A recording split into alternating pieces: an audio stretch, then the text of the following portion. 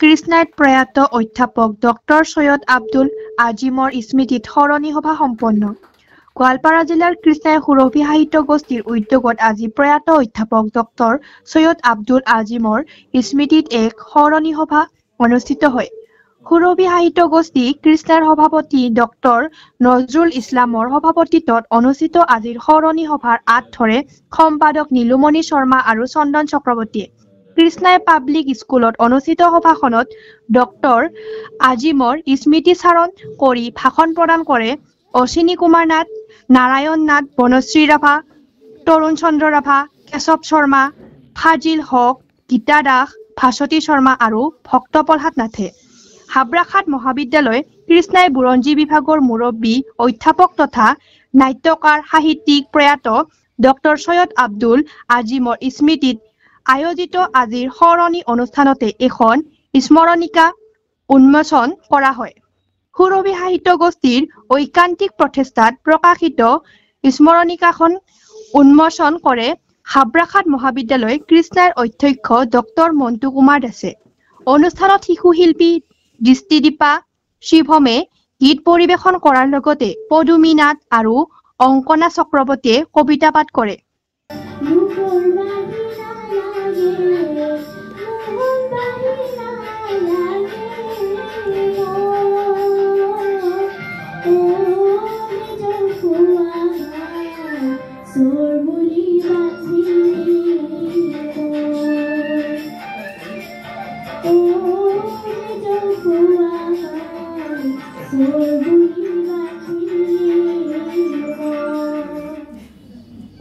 গোটেইখিনি কথা আপোনালোকে বুজিলে, তথাপি মই কেইটামান কথা কম।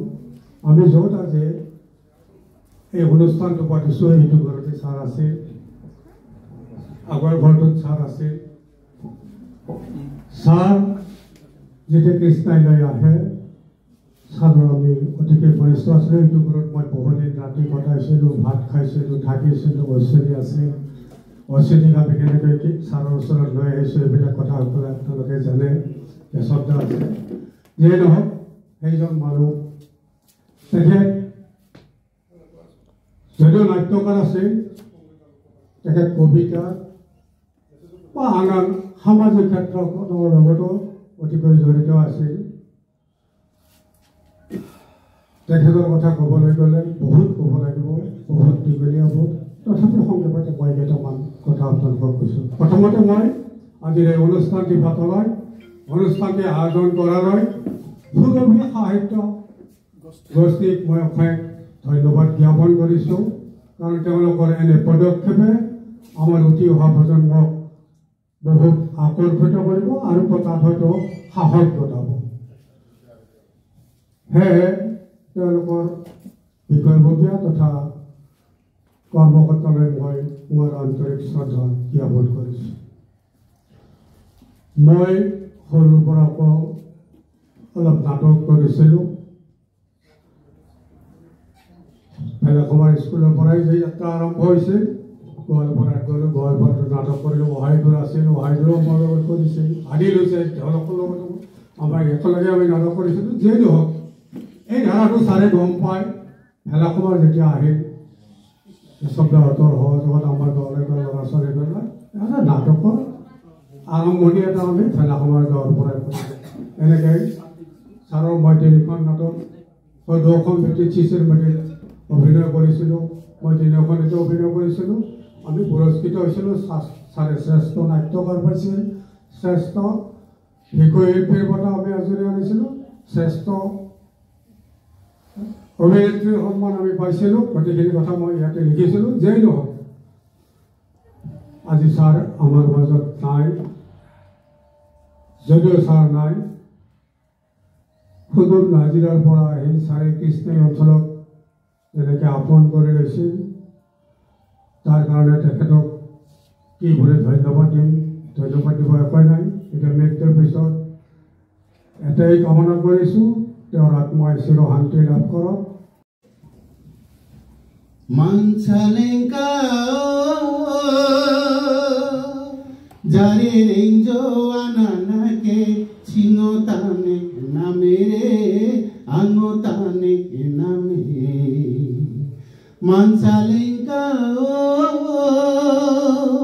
ho chingi chithokai to kulu kulu rang rang boma kenserenga pandalai changi katha kaniyana changi katha kaniya ho chingi chithokai to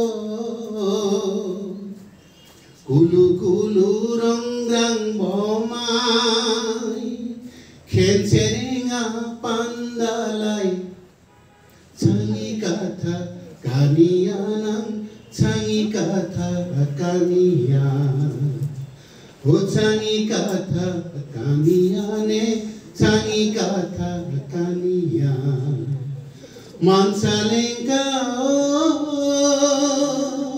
ho chingi chithokai to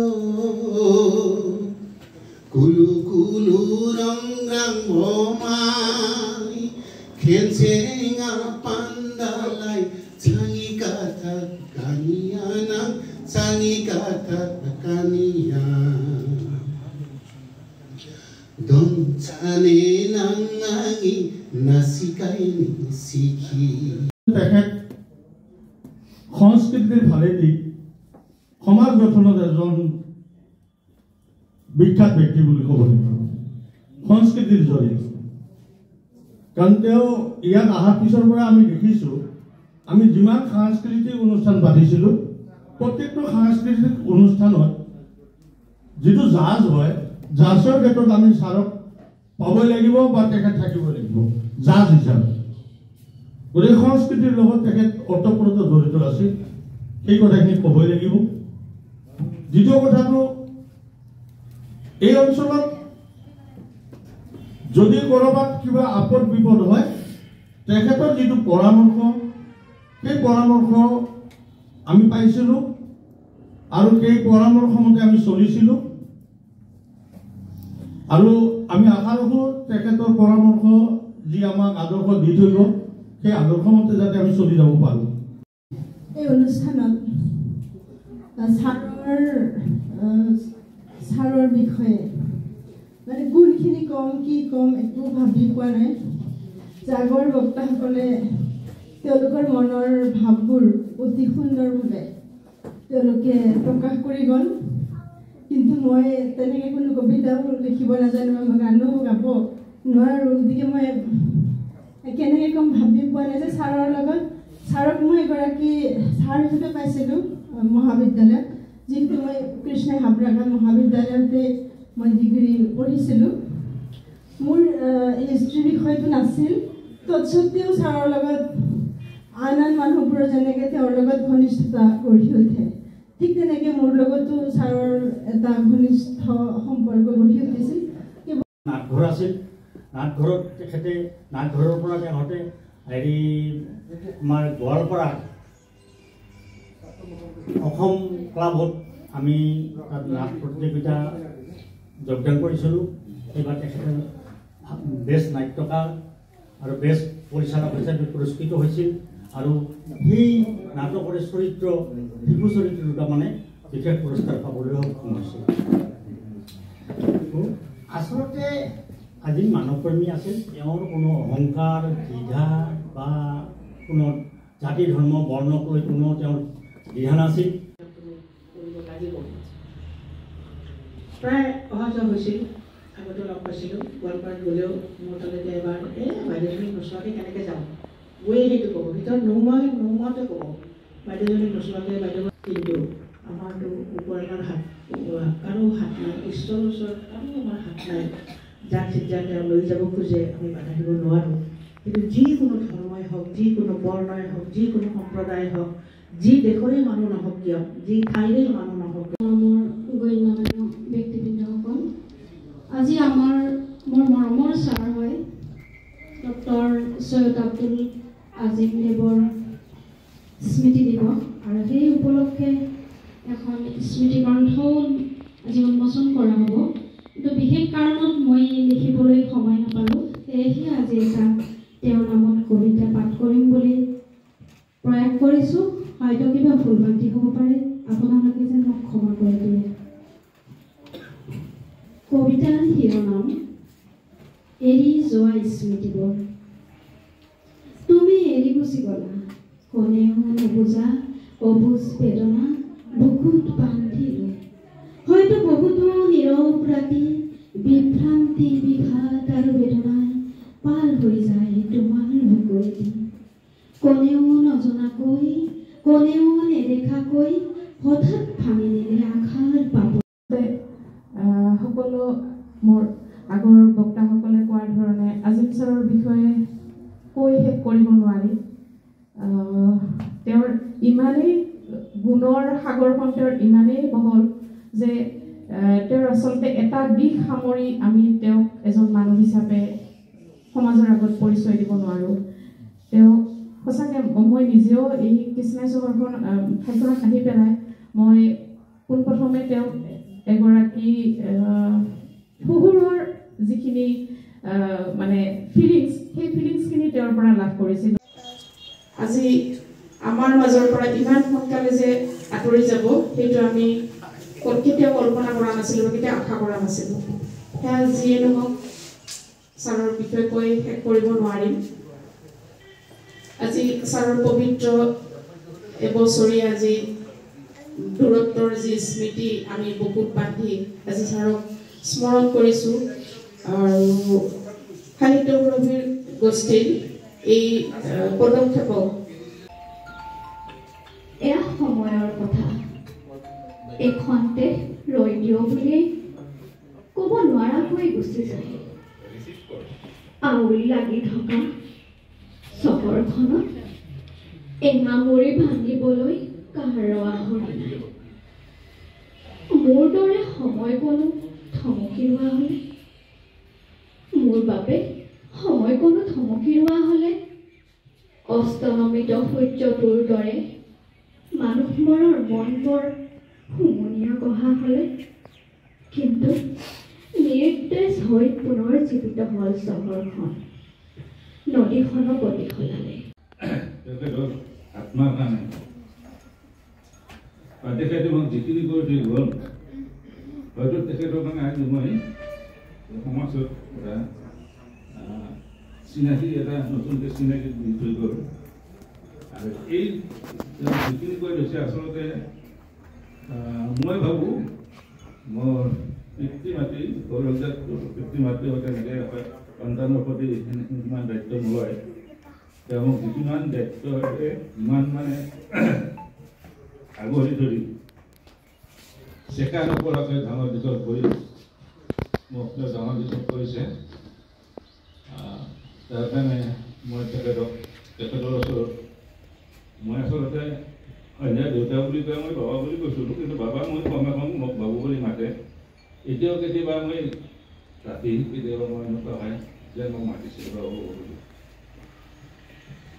এদিনটো সপোনতে মই দেখিলোঁ যে বাবু মোৰ বুকুৰ মাজলৈ মাতিছিল। মই সেইবিলাক কথা মই কম যে আজি মই তেওঁ যিখিনি ভোগ কৰিলে সেইখিনি যাতে মই তেওঁ পুনৰ যদি সঁচাকৈ কোনো এজন আছে তেওঁ সন্তান হিচাপে জন্ম লাভ কৰি তেওঁ যদি সুস্থতা কৰিব পাৰোঁ, তাৰ কাৰণে মই ভগৱানৰ ওচৰত প্ৰাৰ্থনা কৰিছোঁ। ইয়াক কৈ মই চবৰ বক্তব্য সামৰিছোঁ।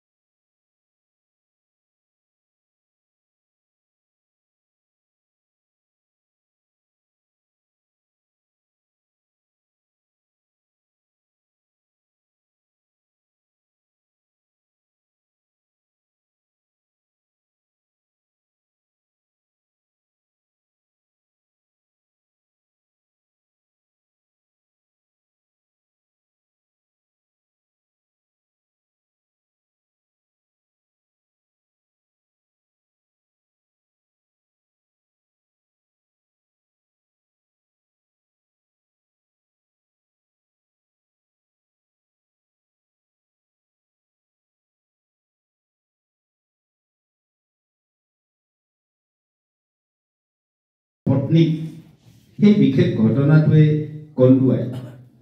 সেই ঘটনাটো হ'ল যে মই কলেজত থাকোঁতে এদিন মোক ফোন কৰিলে যে মোৰ মিছেছৰ নাম গীতালী, আৰু তেওঁ কিন্তু গীতালীৰ সলনি লগ পোৱাৰ দিনাখনে কৈছিলে যে মই তোমাক গীতা বুলি মাতিম, আৰু সদায় তেওঁৰ কাৰণে গীতা হৈয়ে থাকিল। মোৰ ল'ৰা এতিয়া যুৱক হ'ল, কিন্তু মোৰ ল'ৰাটোক কেতিয়াও নাম কাঢ়ি নামাতিলে, তাক নাম দিছিলে অকমানি। অকমানিটো কি কৰি আছে সদায় খবৰ লয়। যি কি নহওক জীৱনৰ একদম অন্তিম ক্ষণত তেখেতে মোক ফোন কৰিলে যে মই এটা ধাৰত পৰি আছোঁ। মই বোলো কি ধাৰ ছাৰ? বোলে নহয়, মই গীতাক এটা ফুলৰ টাব মানে দিব লগা আছে, তুমি যাওঁতে সোমাই লৈ যাবা। মই এসপ্তাহমান পাহৰিলোঁ কথাটো। তাৰপিছত আৰু এদিন তেওঁ ক'লে যে নহয়, তুমি পাহৰি থাকিলে নহ'ব, আজি তুমি ক'ৰবাত লিখি লোৱা, যাওঁতে তুমি মোৰ তাত সোমাব লাগিব। আৰু সেই মৰ্মে মই সিদিনাখনো পাহৰিছিলোঁ, কিন্তু 3:30মান বজাত মোক আকৌ এবাৰ ফোন কৰি ক'লে আজি কিন্তু ভুলতো নাপাহৰিবা। মই বোলো ছাৰ আজি নাপাহৰি গ'লোৱেই মই আপোনাৰ তাত। তাৰপিছত আহিলোঁ, আহি ফুলৰ টাবটো মই ল'লোঁ, আৰু লোৱাৰ 2 দিন পিছত আজিম ছাৰ অসুস্থ হ'ল, আৰু অসুস্থ হৈ যে চিকিৎসালয়লৈ গতি কৰিলে তাৰ পৰা আৰু উভতি নাহিল। তেওঁ নামটো বাছনি আহিছিল, গতিকে তেওঁ কৃষ্ণাই শাখা সাহিত্য সভাৰ প্ৰতিষ্ঠাপক সভাপতি। সেইটো এটা চিন্তা মানে জানিবলগীয়া কথা। যিয়ে নহওক, হয়, আজি 25 ডিচেম্বৰ, এই 25 ডিচেম্বৰতে আমি আমাৰ এগৰাকী শ্ৰদ্ধাৰ ছাৰ, হাবলাঘাট মহাবিদ্যালয়ৰ বুৰঞ্জী বিভাগৰ কবি অধ্যাপক ছৈয়দ আব্দুল আজিম ছাৰ, তেখেতৰ আজি প্ৰথমটো পবিত্ৰ মৃত্যু দিৱস। এই মৃত্যু দিৱসত আমি সুৰভি সাহিত্য গোষ্ঠীয়ে শ্ৰদ্ধাৰ ছাৰক শ্ৰদ্ধাৰে স্মৰণ কৰিছোঁ এইকাৰণে কৃষ্ণাই অঞ্চলত তেখেতৰ যিটো অৱদান, অকল কৃষ্ণাই অঞ্চল বুলি ক'লে ভুল কৰা হ'ব, নামনি অসমকে ধৰি আদি কৰি গোটেই হাবলাঘাট অঞ্চলত তেখেতে সাহিত্য সংস্কৃতিৰ দিশত যিখিনি অৱদান আগবঢ়াই থৈ গৈছে সেইটো সঁচাই মানিবলগীয়া কথা। ছৈয়দ আব্দুল আজিম ছাৰে সমাজৰ কাৰণে যথেষ্টখিনি কৰি থৈ গ'ল। তেখেত যে অকল শিক্ষাৰ ক্ষেত্ৰতে কৰিছে এনেকুৱা নহয়, তেখেতে যিখিনি অৱদান আগবঢ়াই থৈ গ'ল আমি তেখেতৰ অৱদানক সদায় স্বীকাৰ কৰিছোঁ, আৰু তেখেতৰ হৈ আমি কিবা কৰিব পাৰিছোঁ বুলি আমি ক'ব খোজা নাই, কিন্তু কিবা অকণমান কৰিবৰ কাৰণে চেষ্টা কৰিছোঁ। সেয়ে আজিৰ এই পবিত্ৰ দিনত আমি তেখেতৰ এখন স্মৃতিচাৰণ সভা অনুষ্ঠিত কৰিছোঁ।